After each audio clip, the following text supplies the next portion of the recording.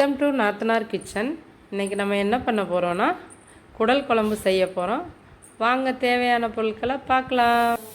தேவையான பொருட்கள்: தக்காளி 2 பெரிய சைஸ் தக்காளி நறுக்கியது, பெரிய வெங்காயம் 100 கிராம் அளவுக்கு, கருவேப்பிலை மல்லி சிறிதளவு, ஒரு பிரிஞ்சி இலை, 1 ஸ்பூன் சோம்பு தாளிக்க. வதக்க அரைக்க வேண்டிய பொருட்கள்: சோம்பு 1 ஸ்பூன், சின்ன சீரகம் 1 ஸ்பூன், அரை ஸ்பூன் மிளகு, பட்டை 2 துண்டு, கல்பாசி சிறிதளவு, 5 கிராம்பு, 2 ஏலக்காய், அரை ஸ்பூன் கசகசா, ஒரு சின்ன வெங்காயம் ஒரு 4-5, ஒரு பெரிய வெங்காயம் 1, 1/4 மூடி தேங்காய். இது எல்லாத்தையுமே வதக்கி அரைச்சிக்கணும். தேவையான மசாலாக்கள்: மிளகாய்த்தூள் 2 டேபிள் ஸ்பூன், தனியாத்தூள் 2 டேபிள் ஸ்பூன், மஞ்சள் தூள் அரை ஸ்பூன், கரம் மசாலா தூள் ஒரு 1/4 ஸ்பூன், இஞ்சி பூண்டு பேஸ்ட் ஒரு 1/2 ஸ்பூன். 1 கிலோ குடல் எடுத்திருக்கோம். இதில் மஞ்சத்தூள் கல் உப்பு போட்டு நல்லா பெசரி சுடுதண்ணியை ஊற்றி 2-3 தடவை வாஷ் பண்ணி எடுத்து வச்சுருக்கோம். ஒரு 1 ஸ்பூன் இஞ்சி பூண்டு பேஸ்ட்டு, ஒரு 1/2 டீஸ்பூன் மஞ்சள் தூள், ஒரு 1/4 ஸ்பூன் மிளகுத்தூள்,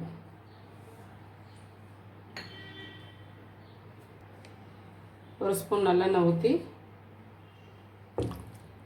குக்கரை ஸ்டவ்வில் வச்சாச்சு.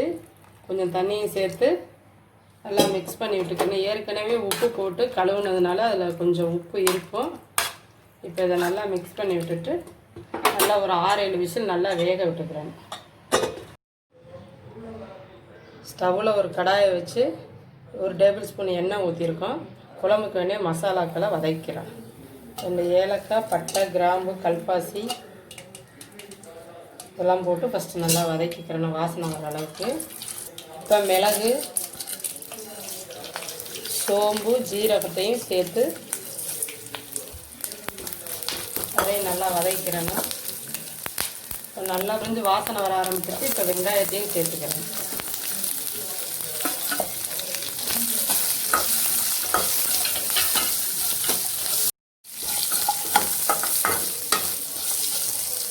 இப்போ நல்லா வதங்கிடுச்சு. இப்போ ஸ்டவ்வை அமர்த்திக்கிறலாம். தேங்காயை இது கூட வதக்க தேவையில்லை, சும்மா பச்சையாகவே போட்டு அரைச்சிக்கிறலாம். தேங்காய் வேணுன்றவங்க சேர்த்துக்கிறலாம், இல்லை இந்த மசாலாவை மட்டும் அரைச்சிக்கிட்டாலே போதும். இவ்வளோ கடாயை வச்சு கடாய் நல்லா சூடாயிருச்சு. இப்போ தேவையான அளவு நல்லெண்ணெய் சேர்த்துக்கிறோம். நல்லெண்ணெய் கடலெண்ணெய் தான் டேஸ்ட்டாக இருக்கும், ஆனால் குடலுக்கு நல்லெண்ணெய் தான் ஊற்றணும்.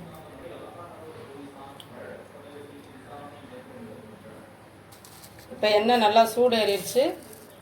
இப்போ பிரிஞ்சி இலையும் சோம்பு இதெல்லாம் போட்டு தாளிச்சுக்கிறேன். இப்போ சோம்பு எல்லாம் நல்லா பொரிஞ்சிருச்சு. இப்போ வெங்காயத்தை சேர்த்துக்கிறேன்.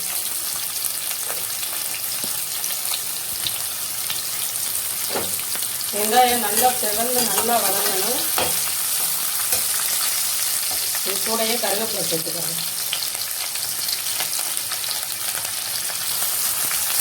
இப்போ வெங்காயம் நல்லா கோல்டன் ப்ரௌன் கலர் நல்லா வரணும். ஒரு 5 நிமிஷம் நல்லா வேகும். இப்போ வெங்காயம் நல்லா வதங்கிடுச்சு. இப்போ இது கூடையே தக்காளியாகவும் சேர்த்துறேன். சேர்த்து நல்லா தக்காளி மசிகிற அளவுக்கு நல்லா வேக விடணும். ஒரு 5 நிமிஷம் தக்காளி நல்லா வதங்கும். இப்போ இது கூட நம்ம எடுத்து வச்சு இஞ்சி பூண்டு பேஸ்ட்டாக சேர்த்துக்கணும்.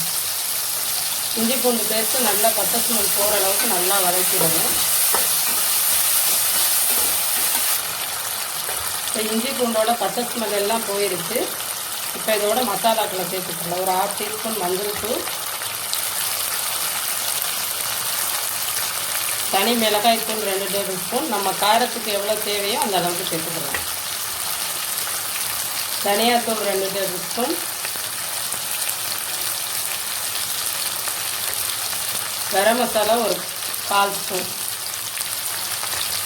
இப்போ இது எல்லாத்தையும் நல்லா மிக்ஸ் பண்ணிக்கிடுவோம். மசாலாவோட பச்சை ஸ்மெல் போகிறதுக்காண்டி கொஞ்சம் தண்ணி தெளித்து மசாலாவை உடைக்கணும்.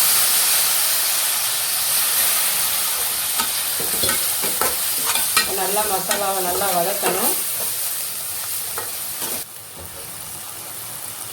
மசாலா நல்லா வெந்துருச்சு. எண்ணெய் எல்லாம் பிரிய ஆரம்பிச்சிருச்சு. இப்போ நம்ம வேக வச்சு எடுத்து வச்சுருக்கிற குடலை இதில் சேர்த்துறோம். 1 கிலோ குடல் எடுத்துருக்கோம். நல்லா மிக்ஸ் பண்ணி விட்டுறணும். நல்லா மிக்ஸ் பண்ணியாச்சு. இப்போ இது கூட கொஞ்சம் கொத்தமல்லி தழை சேர்த்து வதக்கிக்கிறணும்.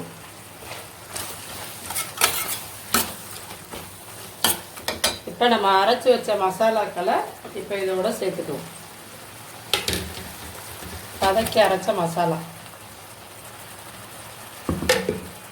அதையும் மிக்ஸ் பண்ணி விட்டுட்டு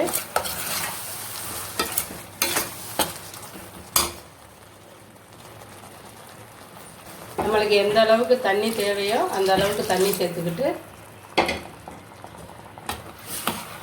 இப்போ கொஞ்சம் உப்பு இதோட சேர்த்துக்கிறணும். ஃபஸ்ட்டே குடலில் கொஞ்சம் உப்பு போட்டு கழுவி இருக்கோம். தக்காளி வதக்கையிலையும் போட்டிருக்கோம். இப்போ உப்பை பார்த்து சேர்த்துக்கிறணும்.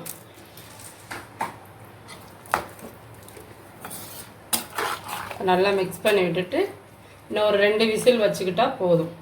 இப்போ குக்கரை மூடி வச்சிடலாம். ஒரு 2 விசில் வரட்டும். இப்போ குழம்புக்கு ஒரு விசில் வச்சு இறக்கியாச்சு. இப்போ ப்ரெஷர்லாம் அடங்கிருச்சு. இப்போ ஓப்பன் பண்ணி பார்க்கலாம்.